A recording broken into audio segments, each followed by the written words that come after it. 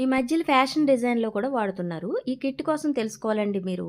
మనకి రిమోటు లేదా ఫ్యాన్ వెల్డింగ్‌లో వైర్లు కదలకుండా వెల్డింగ్ చేసే కిట్ అన్నమాట ఇది. దీంతోటి బ్లౌజులైనా, సారీస్ అయినా డిజైనర్‌గా మార్చుకోవచ్చు. చివరి వరకు చూడండి వీడియో. చూడండి ఇది షోల్డరింగ్ వైర్ అండి. ఈ ప్యాక్‌లో వచ్చింది. దీంతో పెద్ద అవసరం లేదు. దీంతోటి వెల్డింగ్ చేస్తారన్నమాట. వైర్లు కదలకుండా హీట్ చేస్తారు. అది కరుగుతదండి. మనకు అవసరం లేదు గానీ పిల్లలకి దూరంగా పెట్టండి. ఈ క్యాప్‌లు అయితే అర డజన్ ఇచ్చారండి. ఈ క్యాప్‌లు చూడండి సన్నంగా పాయింట్‌లా ఉన్నాయి 3. అలాగే చెంచా ఆకారంలో ఉన్నవి, క్రాస్‌గా ఉన్నవి ఇచ్చారు. ఇక్కడ సన్నంగా పాయింట్‌లా ఉన్నాయి చిన్న ఫ్లవర్స్, కర్వ్ డిజైన్స్ దగ్గరగా ఉన్నవి చేసుకోవచ్చు. చూడండి ఈ స్టీల్ ఉన్నంత వరకు వేడిగా ఉంటుంది. ఆ బ్లాక్ దగ్గర ఉన్నా కూడా పట్టుకోవాలి మనం. ఓకే, ఇలా రిమూవ్ చేసి క్యాప్లు ఎలా మార్చుకోవాలండి. ఇదిగోండి ఇంకోటి పెడుతున్నాను. నేను క్రాస్ గా ఉన్నది తీసుకున్నాను. మీరు కట్ చేసే ఐటమ్ బట్టి మీకు వీలుగా ఉండే క్యాప్ ని మీరు బిగించేసుకోవచ్చు. ఇక్కడ హీట్ అడ్జస్ట్ చేసుకునే మార్కింగ్స్ కనపడుతున్నాయి. నేను 300 లో పెట్టాను.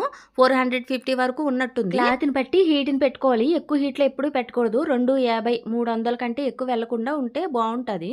నెట్ క్లాత్ల మీద అయితే మీకు 250, 3 అలా పెట్టుకోండి. హీట్ అయితే ఆ చక్రం తిరుగుతుందండి. మనకి ఐరన్ బాక్స్ లాగా అన్నట్టు. ఇదిగోండి నేనైతే సారీస్ కైనా బ్లౌజెస్ కైనా కట్ వర్క్ మోడల్ ఈ మధ్యలో ట్రెండ్ అవుతుంది కదా. చూడండి కట్ వర్క్ లో నేను ఇలా గీసివేసి దీన్ని అయితే కుట్టాను. లేస్ని మీరు కావాలంటే అంటించుకోవచ్చు. చూడండి క్లాత్ కింద చెక్క గానీ, స్టీల్ గానీ, ప్లాస్టిక్ గాను ఉండకూడదు. నేను టైల్స్ మొక్క ఎట్టాను అనమాట.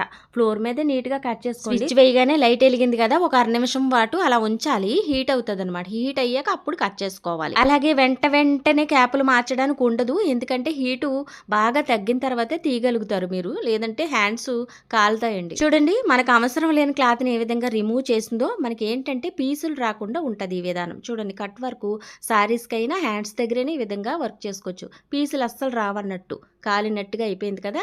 కొంచెం వేడిగా ఉన్నప్పుడే క్లాత్ తో తుడుచుకోవాలి. దాని మీద ఉన్న డస్ట్ అంతా వచ్చేది. చూడండి ఎంత నీట్ గా వచ్చిందో. ఇక చిన్న ఈ అద్దాల్లో ఉన్నాయి కదా, ఇవి కూడా రిమూవ్ చేస్తున్నాను. పాయింట్ లాగా చూడండి క్యాప్ నైతే మార్చాను. ఇలా చిన్న వీటికి ఇది యూజ్ చేసుకోవచ్చు.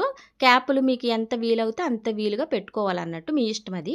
ఇది కొంచెం రిమూవ్ చేశాను. అద్దాల కింద ఏదైనా సారీ మీద నీట్ గా అంటించుకోవచ్చు. ఆ విధానం కూడా చూపిస్తాను. ఈ ఫ్లవర్ ను కూడా నీట్ గా ఈ షేప్ లో తీసేసాను.